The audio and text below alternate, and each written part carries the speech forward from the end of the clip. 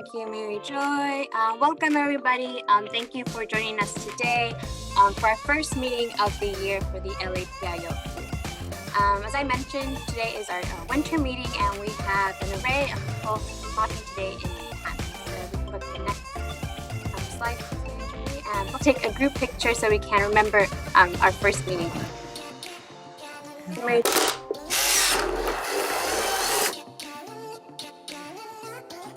I know I did see some new fresh faces today.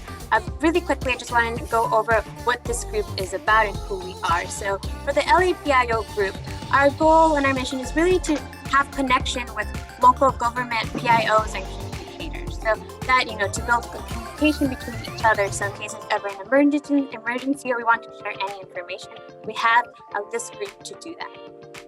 Agenda today, we will have a panel with different people from different sectors that will discuss their experiences, their challenges as they transition from an in-person to a digital/virtual experience. Now I will hand out to Brenda, and she will introduce our panelists.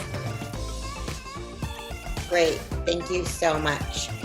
Welcome to the first meeting of LAPIO, and I'm really glad to facilitate this conversation today. I think it's going to be really beneficial for everybody who joined the meeting today. Just a little bit about what has been the most effective tools that you have all been using during this time, and tell us a little bit about how you've been using these tools, especially. I was going to jump in. I think for our organization, the most effective tool that we were able to really leverage in getting information out to our customers, constituents, is we really upped our paid social advertising.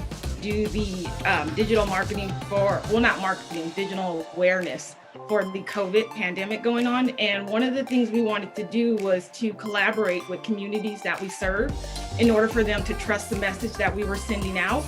So when I think of a most effective tool, social media in general. Thing that I learned is that we must reach communities that are most in need through a variety of different platforms. So for us, similar to what Judith had mentioned, we had to work closely with our trusted partners to uplift the work that we're doing. So not relying just on social media as a way of communicating, or a newsletter, or just some of those traditional ways. What are some other ways that communities like to receive and get? I want to know what would be, if you could tell the group here, the top 3 digital best practices that you'd recommend based on some of the successes that each of you have mentioned. Or set procedures for how you're going to operate in the digital space. The second thing I think is collaboration. Definitely been mentioned, not just with outside organizations and members of your community, but also collaborate within your organization. And I think lastly, you have to practice. You have to practice. Audience targeting. It's important to define the audience that you're trying to reach. That's the first step.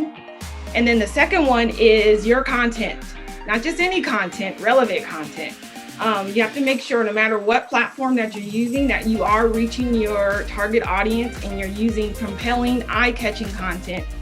And then lastly, we have our performance measures and our analytics.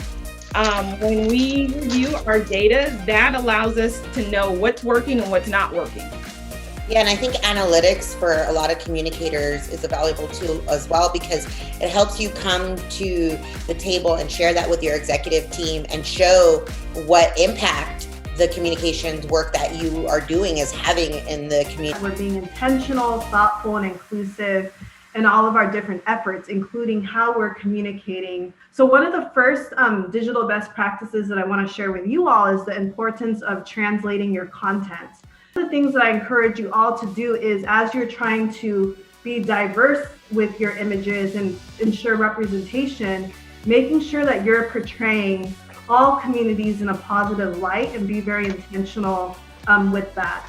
One best practice too that I also want to share is get creative with art, storytelling, photos, and music. You have been most effective in reaching your constituents and the people that you're communicating with. When it comes to images, and some of this is pretty self-explanatory, Instagram seems to be a great way for us to share and tell the stories. We still see a lot of engagement on Facebook, especially with our reshares. Depends on the audience we're trying to reach. So when it comes to the young adults and the millennials, Instagram is our go-to. So Instagram definitely for our younger audiences, and then Facebook and Twitter are great because they allow you to post links. Real quick, other platforms, depending on your message, can offer unique opportunities. We like Pinterest for water conservation information. It tends to be evergreen, and you're getting a lot of people who are really true believers. Steven, Judith, and Rebecca, you guys were amazing. All of the things that you shared today were so super helpful, and I think we're totally on point in terms of some of the best practices and social media tools to use these days. Great. Well, welcome back. We hope you had a productive and engaging discussion during the breakout rooms. Before we conclude today's meeting, we wanted to go over some of the networking resources that this group can provide or other ways to engage in the LAPIO group. First, we encourage anyone interested in participating in one of our subcommittees as a way to help us grow the impact of this group and collaborate with other professionals. If you have any questions or would like to join any of the groups, please reach out to Mary Joy Coburn, and her email address is right there. I'll give you a second to kind of jot that down. Having said that, it is now noon. Thank you again so much for joining us, and I hope you join us next time. Bye for now.